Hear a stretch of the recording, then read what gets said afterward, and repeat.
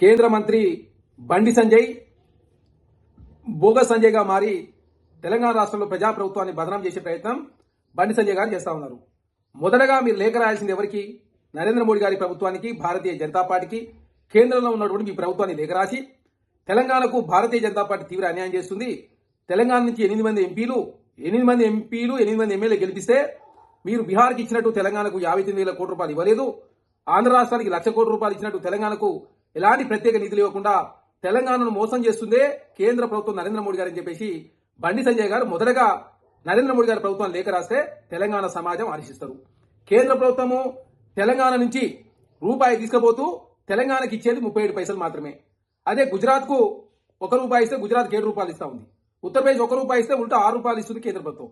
మహారాష్ట్ర ₹1 ఇస్తే ఉల్టా కేంద్రం 5 రూపాయలు ఇస్తుంది. తెలంగాణ ₹1 ఇస్తే తెలంగాణకి ఇచ్చేది 37 పైసలు మాత్రమే. మా పైసలే 63 పైసలు ఉన్నాయి, ఎప్పుడు ఇస్తారో చెప్పండి అని చెప్పేసి తెలంగాణ రాష్ట్రంలో కాంగ్రెస్ ప్రభుత్వం, ప్రజాప్రభుత్వం రేవంత్ రెడ్డి గారి నాయకత్వంలో అనునిత్యం ప్రశ్నిస్తా ఉంటే చూసి ఓరలేక కాంగ్రెస్ ప్రభుత్వం ప్రజానిక పాలన అందిస్తా ఉంది. తెలంగాణ రాష్ట్రంలో ఏ రాష్ట్రంలో సంక్షేమ కార్యక్రమాలు అమలు కాని విధంగా తెలంగాణ రాష్ట్రంలో అమలవుతా ఉన్నాయి.